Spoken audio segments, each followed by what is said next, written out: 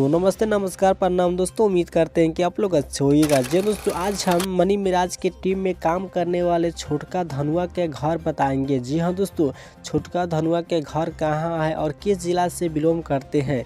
जी हाँ दोस्तों, तो इस वीडियो में फुल जानकारी देंगे, तो आप लोग इस वीडियो को शुरू से अंत तक देखिए कि आपको फुल जानकारी हो सके। दोस्तों तो चलिए स्टार्ट करते हैं। जी हाँ दोस्तों, इनका ओरिजिनल नाम है रोशन कुमार। जी हाँ दोस्तों, रोशन कुमार उर्फ छोटका धनुआ के नाम से जाने जाते हैं। जी हाँ दोस्तों, मनी मिराज के टीम में काम करने वाले छोटका धनुआ के नाम है दोस्तों रोशन कुमार। जी हाँ दोस्तों, मुजफ्फरपुर के रहने वाले हैं। जी हाँ दोस्तों, साहेबगंज के। जी हाँ दोस्तों, मुजफ्फरपुर ज़िले के रहने वाले और साहेबगंज इनका गांव है। दोस्तों इनका वीडियो कॉमेडी काफ़ी वायरल होता है। दोस्तों मनी मिराज की टीम में काम करते हैं छोटका धनुआ। जी हाँ दोस्तों, सोशल मीडिया पर इनका बहुत सारे स्टेप वायरल हो चुका है। जी हाँ दोस्तों, मनी मिराज की टीम में काम करने वाले छोटका धनुआ। जी हाँ दोस्तों,